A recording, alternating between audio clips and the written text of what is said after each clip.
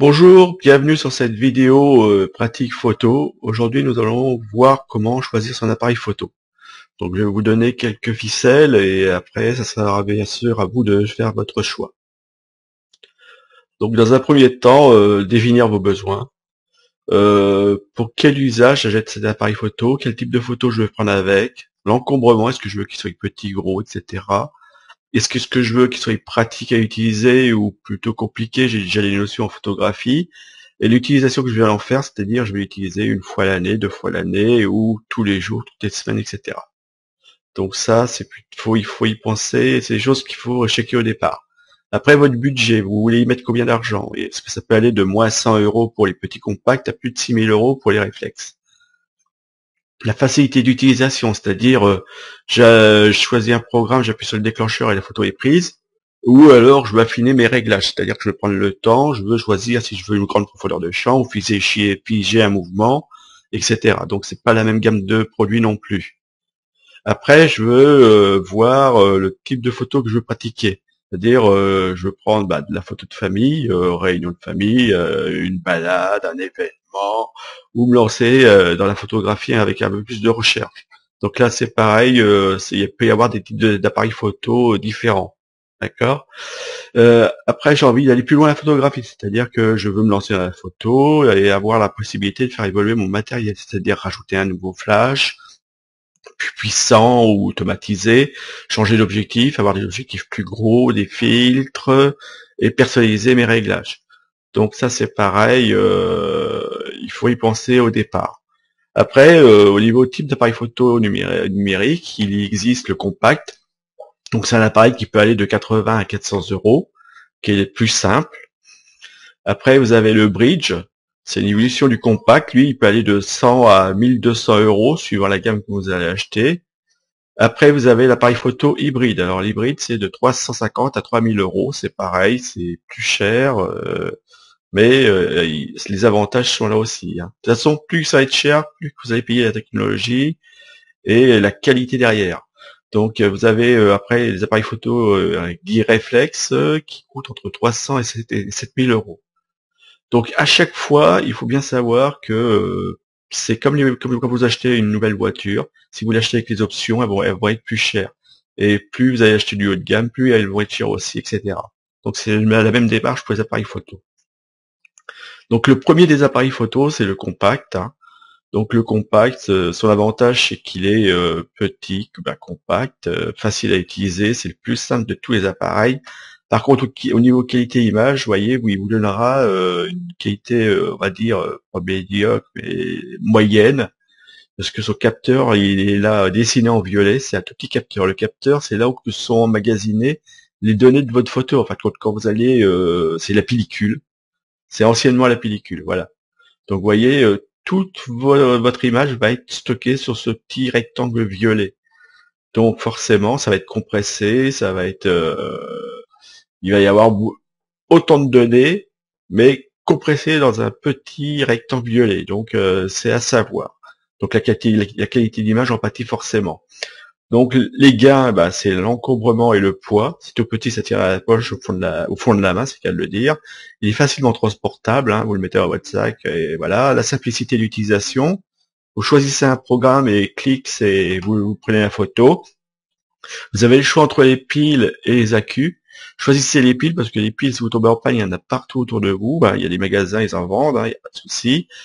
Les moins, c'est moins de fonctionnalités, un zoom moins puissant, il n'y a pas de viseur, c'est l'écran arrière qui sert de viseur. Le temps de réponse au déclenchement, c'est-à-dire que quand vous allez appuyer sur le déclencheur, il y aura un peu de latence. Il n'a pas de griffe pour ajouter un flash, il va falloir vous contenter de ce flash-là. Et la définition de l'écran qui sera meilleure en y rajoutant de l'argent, bien sûr. Après, vous avez le bridge. Alors, le bridge, c'est une évolution du compact, hein, mais il a une forme de réflexe. Donc, il est plus gros, donc forcément plus encombrant. Donc, c'est les désavantages. Voilà, il y a pas grand-chose de plus qu'un compact, sauf que il est plus gros. Donc, par contre, au niveau qualité image, il va être meilleur parce que, vous voyez, c'est la partie verte. Donc, forcément, vous avez une unité de stockage qui va être plus grande. Donc, vous allez pouvoir mettre plus de données dessus. Donc forcément, votre qualité d'image va être que meilleure pour ce type d'appareil-là. Donc le plus, c'est les poids, parce que c'est que du plastique, hein, même la partie zoom ici, c'est du plastique, et c'est ce qui donne, qui fait que le poids est léger. La simplicité d'utilisation, il est aussi simple à utiliser qu'un compact, hein, hormis que suivant la gamme, vous pouvez avoir une molette ou pas. Vous avez toujours le choix entre les piles et puis les accus, donc choisissez les piles, hein. Les menus simplifiés au menu style réflexe, et suivant la gamme, soit vous allez avoir le menu à l'écran arrière comme le réflexe, comme le réflexe, comme le compact, ou alors vous allez avoir une molette qui va vous donner le même résultat que les réflexes, c'est-à-dire que vous allez choisir les priorités que vous voulez. Possède un viseur numérique, c'est suivant la gamme. Donc là c'est pareil, suivant la gamme, vous allez avoir un viseur numérique ou pas. Ou alors vous êtes obligé de viser par l'écran arrière, hein, comme le compact. Ça c'est pas dérangeant, hein. Moi je sais que bon, faut voir. Après, possède une griffe ou pas. Alors la griffe c'est ce qui sert à rajouter un flash, c'est suivant la gamme. Rapide au déclenchement, alors là vous appuyez, ça se déclenche tout de suite. Et la définition de l'écran c'est pareil, ça sera suivant la gamme. Si vous y mettez plus d'argent, votre définition sera meilleure et vous aurez une meilleure image à l'arrière de l'écran. Après, vous avez l'appareil hybride. Alors, l'appareil hybride, c'est un mix entre le compact et l'appareil réflexe. C'est-à-dire que vous allez pouvoir rajouter des objectifs, excusez-moi. Donc, l'objectif, c'est important de pouvoir le changer. Ça vous donne plus de une plus grande largeur de focale à utiliser. Voilà. D'accord, tout en ayant la simplicité, la légèreté du compact. Donc ça c'est un gros plus, hein. En plus là c'est un APS-C, donc c'est plutôt le capteur jaune, donc ce qui vous donnera une excellente qualité d'image, hein. Donc là faut pas hésiter. Alors l'APS, cet hybride, ça va entre le bleu et le jaune. Ça va tout va dépendre de la qualité de la gamme que vous allez prendre. Si vous prenez un bas prix, vous allez plutôt avoir le bleu, et si vous prenez un prix plutôt élevé, vous allez avoir plutôt le jaune. Donc la qualité d'image meilleure. Donc les plus, c'est la qualité proche de celle du réflexe, hein, grâce à son capteur, l'encombrement et le poids meilleur. Un zoom, vous allez pouvoir changer l'objectif à volonté, c'est-à-dire facilement.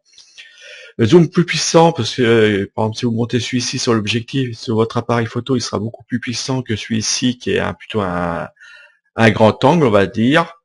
Par contre les moins, c'est que les objectifs ne sont pas compatibles avec vos réflexes. Donc si vous avez un réflexe Sony, vous pourrez pas le monter sur votre réflexe. Donc ça c'est les moins. Après le manque de choix dans les objectifs, parce que c'est un appareil qui est assez récent.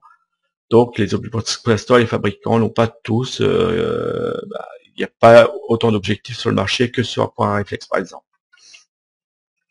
Après, elle possède une bonne qualité d'image grâce à son capteur à grande taille, hein, ça c'est clair. Il fait, si vous avez celui-ci en jaune, il fait la même qualité d'image que le mien. En plus, avec ce type d'optique là, ça peut que améliorer la qualité de l'image. Possède un viseur électronique ou alors c'est à l'arrière, à l'écran arrière, c'est sur la gamme, hein. Possède griffe rajoutée pour rajouter le flash, c'est pareil, c'est suivant la gamme. Et la définition de l'écran, c'est pareil, c'est suivant la gamme. Donc ça c'est pareil, plus vous allez mettre de l'argent, c'est ce que je vous expliquais tout à l'heure, meilleur sera l'appareil, plus vous aurez d'options. Après vous avez l'appareil photo numérique réflexe. Donc lui, on va dire, c'est la Royce des Royce, c'est le meilleur des appareils pour moi, et le plus complet. C'est-à-dire que vous pouvez tout faire avec, ce qui l'arrête. La limite de cet appareil, c'est vous. C'est votre manque de connaissances. D'accord. Donc pour un APS-C comme celui-ci, ça va être le rectangle jaune. Donc vous voyez, il a le même capteur que sur l'hybride. C'est pour ça que je disais que l'hybride, il a une excellente qualité d'image. C'est pas vous mentir quoi, hein. Donc et en plus de ça, il a un système d'objectifs identique à celui des réflexes. Ça se rapproche quand même pas mal des réflexes, les hybrides, hein. Il y a le poids en plus, il y a le fait qu'il n'y a pas la visée directe, mais c'est quand même quelque chose de pas mal. Là, ils sont sur un bon produit, à mon avis. Et ce produit, il est tellement bon, il commence à plaire aux professionnels. C'est-à-dire que les professionnels, vous les voyez, ils commencent à en acheter parce qu'ils sont légers, faciles à utiliser, etc. Donc, c'est pas mal. Alors, les plus pour les réflexes, c'est que vous pouvez changer d'objectif, hein. Il y en a à volonté, il y en a toutes les marques. Ça va de la marque de l'appareil du Canon, par exemple. Ça passe par le Sigma, le Tamron, le Samyang et bien d'autres. Une bonne qualité d'image grâce à son capteur, hein. Donc là, vous voyez le capteur en jaune, c'est le capteur pour les APS-C, et après en rouge, c'est pour les grands formats. Alors les grands formats, c'est plutôt destiné aux professionnels, semi-professionnels et amateurs avertis. N'achetez pas ce type d'appareil-là, déjà parce que ça coûte énormément cher, hein. Juste le boîtier le moins cher, je crois, c'est dans les 2000, il doit coûter aux alentours de 2000 euros, et que vous avez que le boîtier. Sinon, après, vous avez possède un viseur, alors, un viseur direct, c'est-à-dire que quand vous regardez ici, là, il y a un miroir qui va vous projeter l'image au travers de l'objectif. Donc, vous allez vraiment voir ce que vous allez prendre en photo. Zoom plutôt puissant, suivant le zoom que vous avez monté sur votre appareil, hein, ça c'est toujours pareil. Une griffe pour mettre un nouvel objectif, un nouveau flash, excusez-moi, je bégaye, un nouveau flash. Donc ça c'est depuis le bas de gamme, du bas de gamme au très haut de gamme, ils ont tous une griffe. Là, il y a pas, ça se discute pas. Ils sont tous munis d'une griffe. Vous avez la totale maîtrise sur les réglages, c'est-à-dire que vous pouvez tout faire. La seule limite que je vous disais, c'était, c'est vous, quoi. Vous pouvez tout faire avec.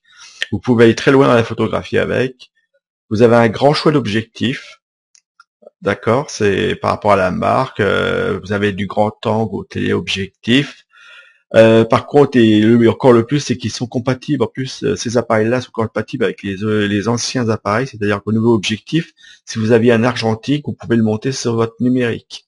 C'est un plus. Parce qu'il y a d'excellents objectifs argentiques. Quand vous les montez là-dessus, ça fait d'excellentes images. Après, vous avez l'encombrement et le poids, qui est en moins, bien sûr, parce que là, c'est de la mécanique, hein. Être obligé d'avoir au moins 2 batteries, parce que c'est assez consommateur, et puis c'est bien, là, comme il n'y a pas de pile, si vous n'avez pas de batterie, vous êtes coincé, vous êtes obligé de changer, et obligé d'avoir plusieurs objectifs pour couvrir toute une focale, c'est-à-dire vous êtes obligé d'avoir un grand angle, un standard, et puis un téléobjectif, si vous voulez passer du paysage à l'animalier. Donc c'est le moins, on va dire, de ce truc. Mais il existe des objectifs maintenant, des standards, qui couvrent le tout. On verra ça dans une prochaine vidéo dédiée aux objectifs. Donc je reviens sur les capteurs parce que c'est important de le savoir. C'est pour que le compact, vous voyez, toutes vos données sont stockées sur ce petit capteur violet là. Après le bridge, c'est la partie verte, donc vous avez beaucoup plus de données. L'hybride, c'est entre le bleu et le jaune, suivant la gamme que vous allez prendre au niveau hybride. Et au niveau réflexe, c'est entre le jaune et le rouge. Ça dépendra de la gamme que vous allez prendre au niveau des réflexes. Donc, si vous voulez faire de la photo poussée, allez plutôt vers ce style d'appareil, hybride et réflexe. Par contre, si c'est juste de la petite photo, vous voulez pas vous embêter, mais quand même jouer un petit peu avec la photo, voilà le style d'appareil à prendre. Le bridge et le compact. Et le plus sympa au niveau maniabilité, facilité d'utilisation, etc., si j'ai pas de notion en photographie, c'est celui-ci, le compact. Là, vous le mettez à la poche, même sans connaissance de photo, vous prenez des photos rapidement et biennement. Là, vous le mettez pas dans la poche, parce qu'il faut un sac forcément pour le tenir, il prend plus de place. Donc voilà, là c'est vraiment pour les personnes qui veulent vraiment s'amuser à prendre quelques photos comme ça. Et là, on va dire, il faut quand même, déjà ça coûte plus cher, et il faut plus s'investir dans la photo. Donc voilà pour cette petite partie pratique photo sur le choix de l'appareil photo. Mon site Click and Zoom Photo, allez le voir, il y a une page dédiée au choix de l'appareil photo, hein, d'ailleurs à tous au matériel photo. Donc allez consulter, vous aurez peut-être plus d'informations. Je vous remercie de m'avoir suivi sur cette vidéo, et je vous dis à une prochaine vidéo. Au revoir.